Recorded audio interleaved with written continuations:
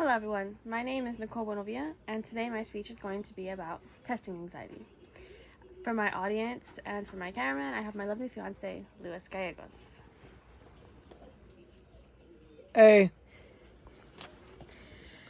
Now, the reason I chose testing anxiety is because although it isn't something that is widely spoken about, it is something that affects many college students. There are 5 different major types of testing anxiety. These types include panic disorder, social anxiety disorder, obsessive compulsive disorder, post-traumatic stress disorder, and specific phobia. The type of anxiety that I'm going to be talking about today falls under the category of social anxiety disorder, which has a subcategory known as performance anxiety, which is where testing anxiety falls under. Now, believe it or not, up to 44% of college students suffer from some type of anxiety, but only 20 to 40% of that 44% actually suffer from testing anxiety. There may be more, but most college students don't know how to actually identify themselves as having testing anxiety, and they see it as just being overly stressed or being overly scared about failing, which, believe it or not, is what can cause testing anxiety. Now, why did I choose testing anxiety? I chose testing anxiety because I'm actually somebody who suffers from it. I found this out last year during a math exam when I completely broke down crying and panicking when I got to the 3rd question and apologized to my teacher through the webcam. I know, pretty embarrassing.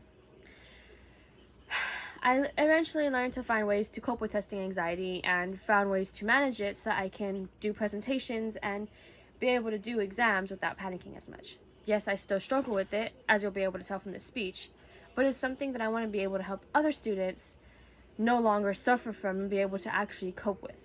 I'm hoping that by the end of this speech, anyone in my audience who suffers from testing anxiety will be able to find ways to cope with it and find ways to be able to prevent themselves from letting it get the best of them. Now, you may be thinking to yourself, well, what causes testing anxiety? There are many different causes. The main causes are fear of failure, lack of preparation, poor test history, lots of pressure to do well or exceed. Fear of failure isn't necessarily being afraid of failing the class. It's more of being afraid of failing that exact exam. Being afraid that you're not going to get enough questions right, or you're not going to know any of the answers. Trust me, you'll know them. That's just that fear and that anxiety talking. Lack of preparation isn't not being up studying all night. It's not preparing yourself or mentally preparing yourself to be able to take that exam. It's knowing that no matter how hard you study, you're still going to have in the back of your head, I'm going to fail this. I'm not going to pass this. I'm not going to do good on this. A poor test history could be not having done so well in a class and not understanding it enough and failing every exam and thinking that you're just going to fail every exam in every class after that. And pressure. Oh my God, pressure. Pressure from parents, teachers, even other students to do your best or to be the best or to do so well or exceed their expectations can actually cause that anxiety and make you do the complete opposite and end up failing the exam or failing that specific test. Now, these are just some of the many causes for testing anxiety, and some of you may be very familiar with them, especially as college students taking online classes and having that high expectation of yourself to do your best or to do better than what people expect of you, or having those high expectations set for yourself. They're not doing you any good. Now, we know the causes, but how are you able to identify if it's testing anxiety or just normal college stress? There's many ways, and some of these ways are, how do you feel physically before the exam? Do you have a stomach ache?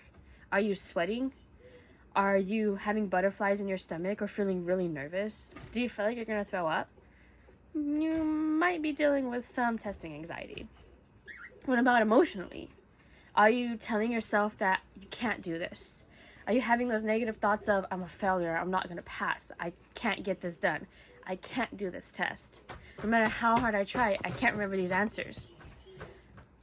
That's the testing anxiety talking. That's that anxiety putting you down and causing you to belittle yourself and causing you to have a poor self-esteem when it comes to taking that exam.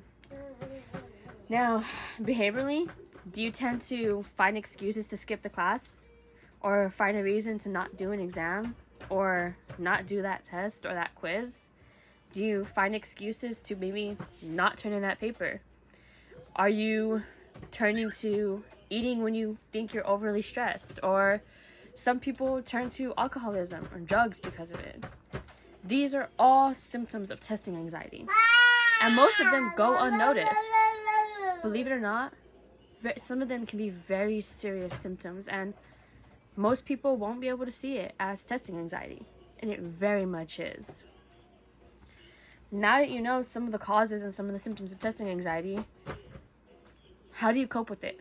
How do you get past those negative thoughts or those physical feelings of being sick and nervous and just not wanting to do it? They're not simple and they're not easy, but nothing in life ever is. Some of the ways that you can cope with it are reminding yourself that it will pass. You may not do too well this exam, but you might do even better the next exam. Telling yourself you're not a failure. Just because you don't know the answer to one or two questions does not mean you're going to fail the entire exam. Think positive. Tell yourself that, hey, I got this. Maybe I didn't know the previous answer, but I know this one, and I know the one after it. Maybe I may not do my best on this exam, but I'm going to try my best. I'm going to put in my best. Take breaks. If you have to go to the restroom, go. If you just need to stop and calm yourself and take some breaths, do it. Don't overwhelm yourself and overstress yourself. Get tons of sleep the night before. Yes, we hear it all the time, but trust me, the more sleep you get, the more relaxed you'll be and the more energized you'll feel. You'll have that push of self-confidence to go out and do it. And last but not least, practice, practice, practice. That doesn't mean stay up all night studying. Get a few hours in before going to take the exam. Look over anything that you may have struggled with or may not have been super certain about. And if you really can't practice at all, take a few minutes before the exam, talk with a friend, and have them go over a few quick questions with you. Or even talk to your teacher. Get help. Have a support system for yourself. Being students at Del Mar, the Disability Center is amazing for helping with people who have testing anxiety. They'll find ways to help you do your best at your exams and not stress yourself or overly stress yourself. I promise there are people out there who will help.